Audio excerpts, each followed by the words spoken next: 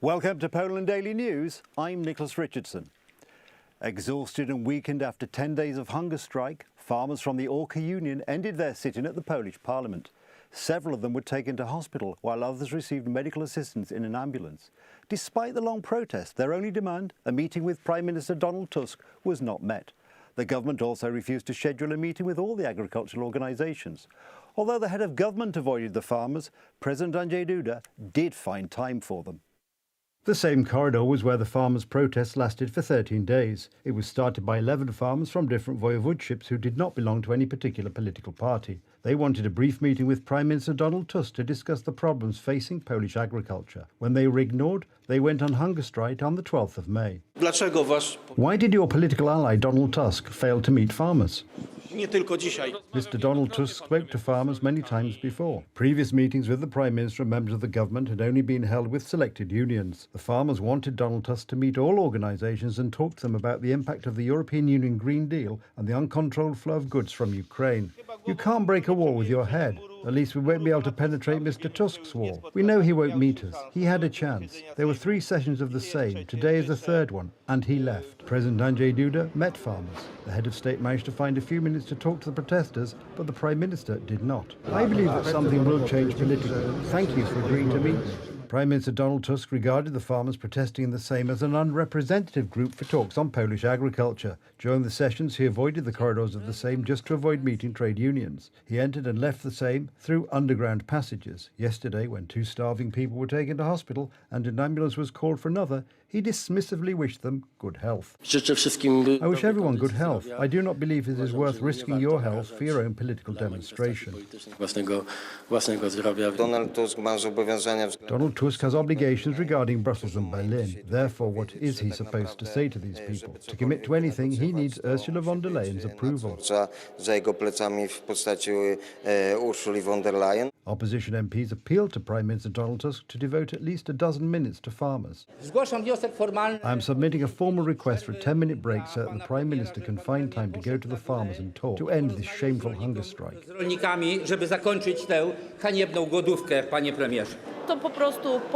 put it bluntly, I am ashamed of Donald Tusk for not finding even 5 minutes to meet farmers.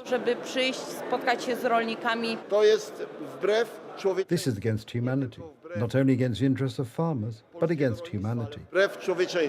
The farmers dismissed the protest this afternoon after 13 days of sit-ins, 10 of which were hunger strikes. Waiting for them were several dozen people who had been protesting in solidarity outside the Parliament building for the past few days. This shows how the dialogue between the government and the people looks.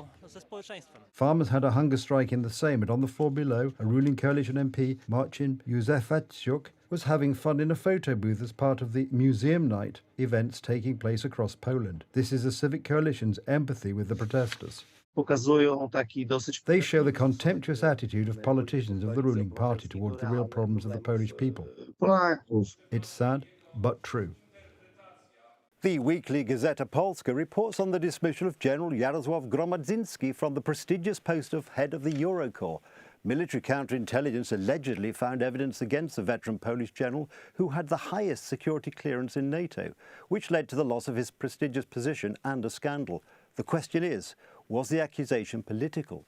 The deputy head of the military counterintelligence service is Colonel Krzysztof Dusza, one of the architects of the agreement between the Polish military counterintelligence service and the notorious Russian FSB, concluded during the first government of Donald Tusk. At the end of March, the media reported that the Polish Ministry of Defence had dismissed General Jarosław Gromadzinski from his post as head of the Eurocorps, a multinational rapid reaction force operating under the auspices of the European Union and NATO.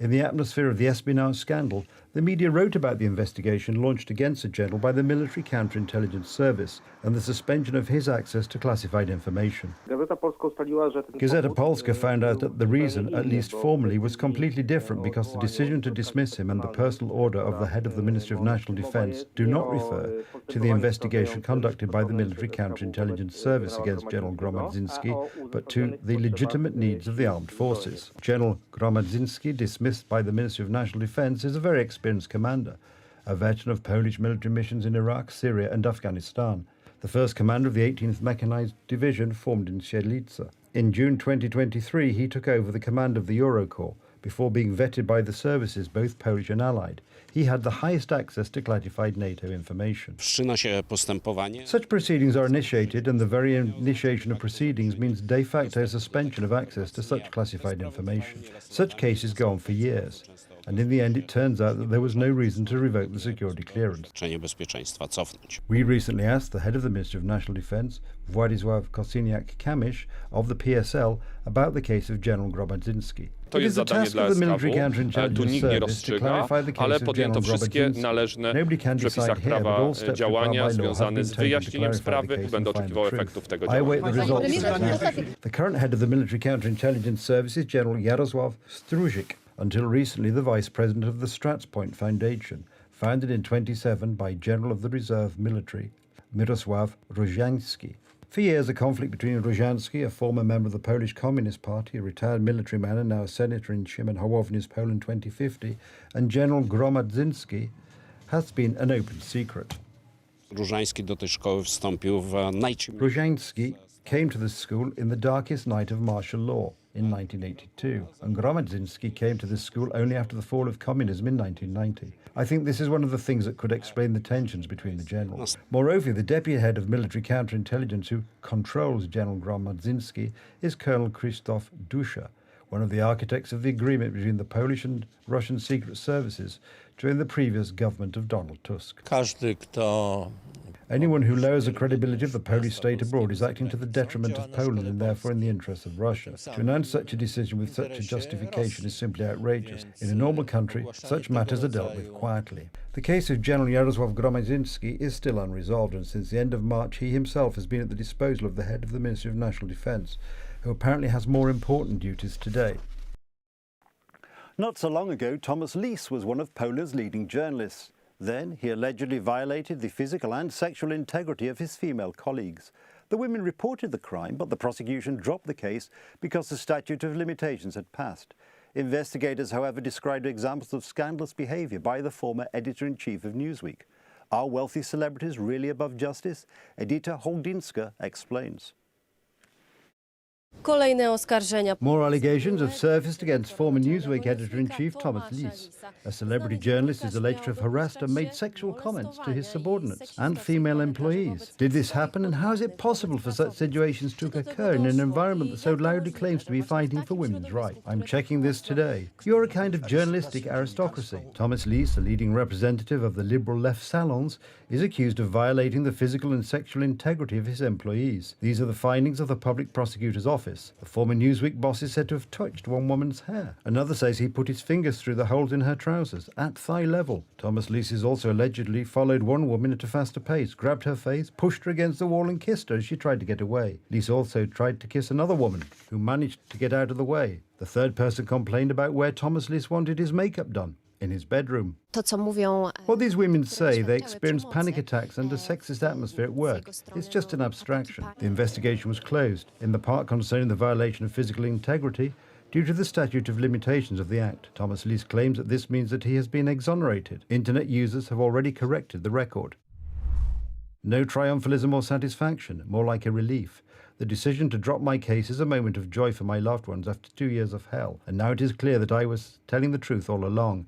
They are the ones who deserve an apology, and I am sorry for their suffering. And I want to thank you for the outpouring of support from so many ordinary people during this time. No, Thomas Lis was not acquitted of any charges. The statute of limitations has run out, and the victims, because they were many women who filed reports and testimonies there, have been harmed. Unfortunately, they will have to live with this for the rest of their lives. Prosecutor Edyta Dudzińska signed the waiver. The prosecutor's decision is outrageous for the overwhelming majority of internet users commenting on the case, including left-wing politicians and other journalists. The prosecutor's office, knowing that the limitation period is so short for this act and having reliable evidentiary information, prolonged its actions. This is not the first example of the judiciary's strange behaviour towards public figures who, in a strange way, fit the trend of the former opposition, now the ruling camp, which avoided responsibility for their actions due to their celebrity status. Thomas Lis ceased to be editor-in-chief of Newsweek 2 years ago on the 24th of May 2022. He was fired after the case came to light. Rafał Trzaskowski did not expect such an international career. His fight against the cross in public spaces was noticed overseas, and not by just anyone. Elon Musk himself, a billionaire and entrepreneur, noticed that the decision made by the Warsaw City Hall are more and more embarrassing. However, it is unlikely that the City Hall will withdraw its plans to remove Christian symbols from city offices. Three Crosses Square, the Church of the Holy Cross, Ulica Świętokrzyska, or Holy Cross Street, or the monument to Sigismund III Vasa, embracing the cross on the Castle Square. Anyone familiar with the topography of the capital knows that the cross is part of Warsaw's identity, but not for everyone. The capital's authorities have taken steps that could be interpreted as the beginning of a battle against Christian symbols in public spaces. The first step could be to remove the cross from government offices, as the city's mayor, Rafał Trzaskowski, announced a few days ago. Clear guidelines saying that in places where people from Warsaw are served, these places should remain neutral. Tobias Bocięcki, Rafał Trzaskowski's former rival in the local elections, disagrees. The removal of crosses is unconstitutional because it violates the freedom of religion of Poles, but it is also an act hostile to the Polish tradition and history because the cross symbolizes a certain identity and is inextricably linked to Polish patriotism. We have rulings from European courts, including the Strasbourg court in 2011, which say that crosses can be hung in public offices because the mere hanging of such a religious element does not indoctrinate anyone. It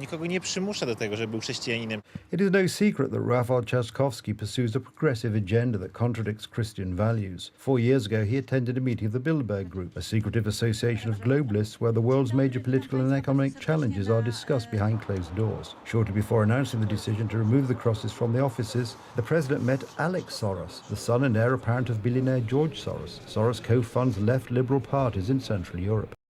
It is great to be welcomed back to Warsaw by one of the most dynamic presidents in the world, Rafał Trzaskowski. You were the nation's peacock and parrot, now you are a handmaid of other people. A famous Polish poet, Juliusz Słowacki, wrote about Poland. You could say that a free paraphrase of these words was made by one of the most influential people in the world. Elon Musk does not hide his embarrassment at the politics of Rafał Trzaskowski. They are shamelessly copying stupid things from America. How embarrassing. President Trzaskowski loves to imitate others in order to be fashionable, and Elon Musk has ploughed Mr. Trzaskowski on this point, and it is a cause for shame. President Trzaskowski should somehow withdraw. Wishful thinking. Rafał Trzaskowski enjoys broad support in Warsaw, and it is difficult to expect a sudden change in his current policies. It is worth remembering, however, that after a possible move from City Hall to the presidential palace, the agenda that Trzaskowski implements would apply to all Poles, and the current mayor of Warsaw is considered the most likely civic platform candidate in next year's presidential elections. That's the news. Thank you for watching, and from me, it's have a good night and a better tomorrow.